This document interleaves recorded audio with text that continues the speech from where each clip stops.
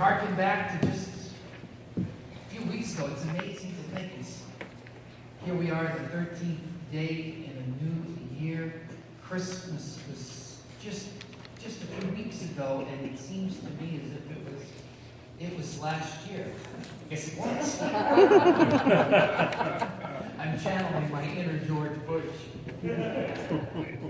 But anyway, but we did have the Sunday after Christmas. We had the presentation of Jesus in the temple, not the presentation of Jesus, but Jesus in the temple. He had already grown. He was 12 years old. Time was just flying. But then he disappeared. For some 18 years, nothing was heard. Not a word, not a peep, not a sound. He just disappeared. And then Luke tells us in the 15th year of the reign of Tiberius Caesar, suddenly the light comes on and the stage comes to life, and it is dominated by a wild, bizarre, eccentric, crazy, nutty desert prophet. And off to the right on the stage enters the boy, who is not a boy, but who is now a full-blooded Jewish man, who comes to the edge of the very river, who goes down into the waters of repentance, which is really strange for someone who is sinless.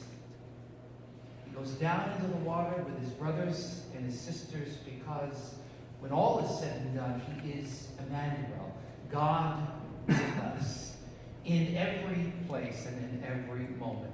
And when he emerges from the water, his dark hair is soaked and plastered to the side of his face. He steps away, and now the next 3 years are the most pivotal 3 years in the history of the world. There came a voice from heaven. You are my son, my dear son. I am delighted with you. As Peterson translates it, pride of my life, marked by my love. That moment, those words are many things. It is a conflation joining two Hebrew texts, one that speaks of royalty and the other that speaks of servanthood. What an interesting idea. It is an intimate moment in public. It is a call to action, to mission. It is most definitely the end of what some call the silent years. John the Baptizer steps toward his exit. He leaves, and the spotlight now is on Jesus. Many things this moment is of the river. But one of the things that it is not a call to leisure. It is not a sure ticket and a guarantee to fame and fortune and success.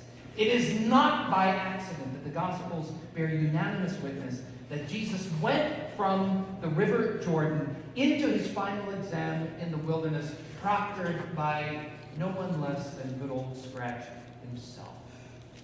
Child of God, sealed by the Holy Spirit, marked the cross of Christ forever. Where in the world have we heard those words before? And the truth of the matter is, neither was your washing in the waters of baptism. Wherever it was that you were baptized, however long ago it was, it is certainly not a guarantee of ease. It is not a magical promise of continuous, unending improvement.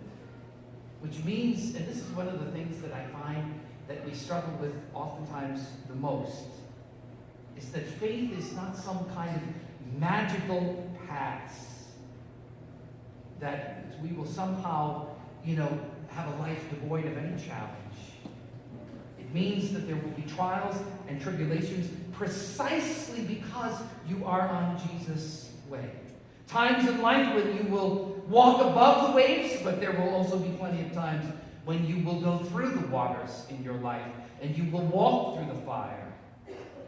But, and this is the key, I have called you by name, you are mine, and that is a promise. That is a promise that you can lean back on and be sure that it will hold you.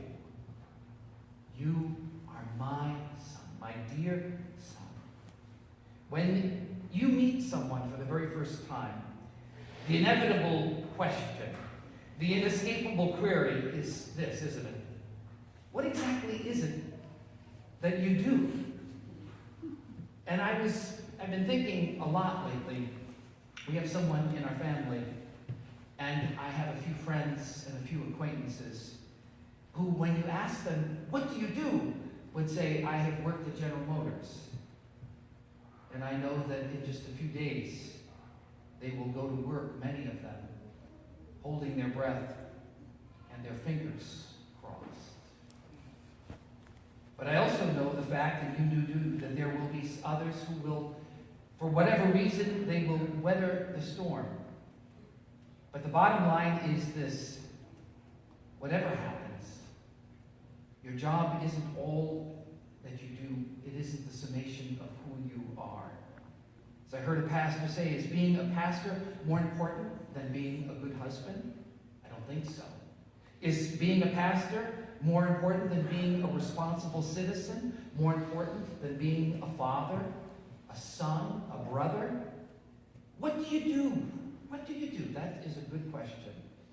Close on the heels of that question comes the other one. Where are you from? Which isn't always easy to answer in these days. We have some friends who, interestingly enough, she worked for General Motors. As far as I know, and I hope and pray she still does. But literally, in the span of 1 year, they lived in St. Louis, they lived in California, they lived in Texas, and then they moved them to Michigan. So, if you happen to meet them, go ahead and ask them, where are you from? Just make sure you have plenty of time for the answer. What is it that you do? And where are you from? They're all ways of getting at the core issue of the most important question, and that is, who are you? Which, just a quick glance at any of the Gospels will be enough to show you that those are asked of Jesus as many, many times. But the problem today is, someone has said to me, is that so many of the traditional elements of identity construction have been drastically diminished. We're in a world in which there is just an incredible state of flux. Even those, and this is a true story, even those who get it as a Christmas gift, one of those little packets from 23andMe or Ancestry.com, you spit in the tube and you set it in. Did you know that there are people who have sent their specimen to both and they get different results? Talk about identity confusion. Could you imagine I send it in and I find out, as I expect, I'm English, I'm German, I'm Norwegian, and then the other one comes back and it says I'm Ashkenazi Jew. And I find out I'm related to Ricky Ansels. My whole world crumbles. My whole world crumbles. Like I say to my wife, I don't even know who I am. But I have a hankering for a bagel. With a smear. The answer is stated simply. Who are you? The answer, quite simply, at its bedrock, is found for each and every one of us where Jesus found it. There is a voice that comes from heaven. You are my dear, dear son. Before there is a call to go anywhere in the world, before there is a call to do anything, to take action, there is a calling from above that named Jesus, that names each and every one of us. A calling that enfolds you at the very beginning of your life, and that it will be true no matter what 23andMe says, no matter what other things flux and change. Even when you cross the river and you walk through the fire, until the very end, when you come to that new day. Do you remember, some of you are way too young to even remember this, but I do remember because I was only 16 at the time. Do you remember the nation's centennial in 1976? Being from New York, a lot of excitement, all those tall ships from all over the world in New York Harbor. It was a big deal, as it should be a big deal. It's not every day that the United States turns 200. But there was someone who had an idea. There was a writer, and he said, surely there must be somebody alive in the world today in 1976 who has some connection to America's founding. And they found him. He was a Kentucky farmer by the name of Burnham Ledford, who in 1976 was just a few clicks north of 100 years old.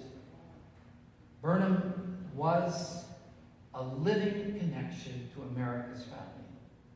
You see, when he was a little boy, when he was just a little lad in Kentucky, they put him in the back of a wagon and they rode for hours and hours and hours to meet for the very first time his 100-year-old great-great-grandmother, who was just a little girl when a guy by the name of George Washington was inaugurated President of the United States. And when asked about the meeting, Burnham said it was actually kind of scary at first. He said, here was this ancient woman I had never seen in my life, and there she was sitting off in the corner, practically deaf and blind as a bat. And they brought me over to her, and she reached out her hand and she brailled my face. And then drawing him in close and holding him tight, she said, I know this boy. He's one of us. Child of God. I know this one. You are mine now.